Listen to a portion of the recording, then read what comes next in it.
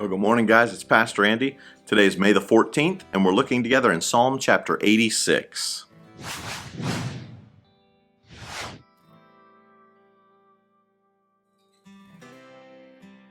Psalm 86 is another psalm of David where he is facing some pretty serious attacks.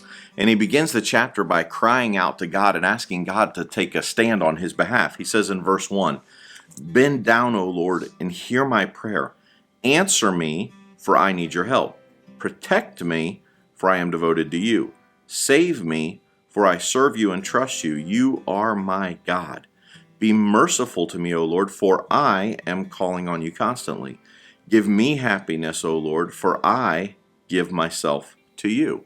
David keeps saying, Lord, I want you to do this because I am doing these things. I am wholly devoted to you. I'm following you. I'm right there. I have a heart after you. So God, would you do these things for me? And then a shift occurs in verse 5. O Lord, you are so good, so ready to forgive, so full of unfailing love for all who ask for your help. David realized that God is a God who is good and who loves to forgive his kids. Now, forgiveness is a tough thing. Forgiveness is something that we as Christians need to understand and we need to embrace because even the model prayer is that we are to ask God to forgive us the way we forgive other people. So when I read this morning, I thought, how am I doing with forgiving others? I want you to think about that this morning. How are you doing at forgiving others who have wronged you? Maybe they said something mean about you.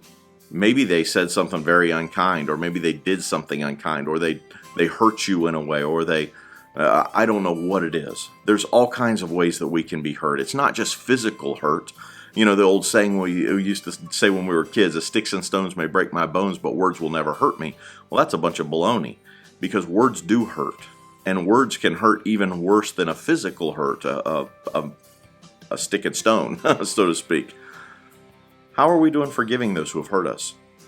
You see, God is forever forgiving. He is one who, even David says it here, you are good, you are so ready to forgive.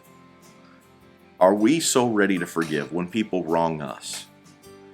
You know, for us to understand forgiveness, we have to understand where forgiveness truly came from and why we're supposed to forgive. We're supposed to forgive others because we've been forgiven so much. Well, I was saved as a young boy. Does that mean I've not been forgiven for that much? Because, I've been worse since I've been saved than I was before. Well, no, God saved me from what I could have been. But He forgave us while He was on the cross. While He was hanging on the cross, He looked up to heaven and He said, Father, forgive them. Them who? Those who were crucifying Him.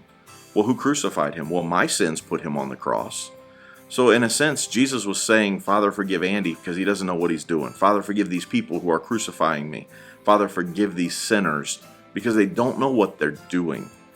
So are we so quick to forgive even when people who lash out irrationally or attack us, who may not have all the information or whatever?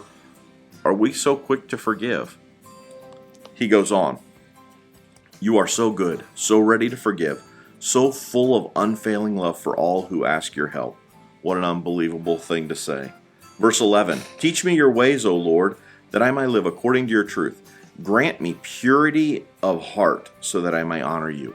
A purity of heart. That word purity of heart there means an undivided heart. God, would you help me to have a heart that is totally fixed on you? And if my heart is totally, and my mind and my attention is totally fixed on God, then it doesn't matter what's happening around me. It doesn't matter if people are attacking me like David was experiencing here, because his focus was not on himself. His focus was not on, oh, they're violating my rights, or they took this from me, or they did this to me, or they didn't include me. Nothing like that. My heart is on God. My eyes are on Him. So my rights really don't matter that much because I'm more concerned with God's rights and more concerned with His name than my own name. Verse 15, but you, O Lord, are a God of compassion and mercy, slow to get angry, and filled with unfailing love and faithfulness. There he talks about that unfailing love again. But right before there, he says, God, you're slow to get angry. Ooh, that one hurts sometimes, doesn't it? We're a lot of times pretty quick to get angry. before we get all the facts, before we ask the right questions, we just pop off and get upset and angry. And before you say, well, the Bible says be angry and sin not, you need to look at the context of where that's at and who's talking and what's happening there before you apply that to the situation that you're in your own life. Because we are supposed to be slow to anger. And then when we do get upset, it's supposed to be a righteous anger. And there's a lot that's there. We'll leave that for another day. But here God is saying, or David is saying to God, God, we know that you are slow to anger.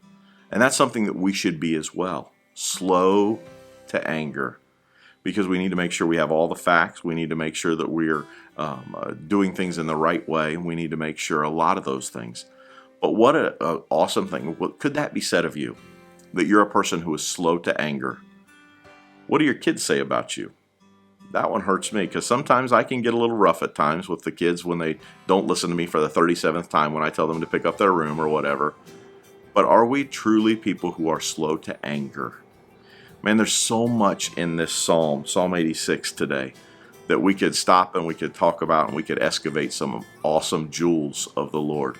I hope you'll spend some time today reading this Psalm and see what God speaks to you about. Until tomorrow, God bless you and have a great day.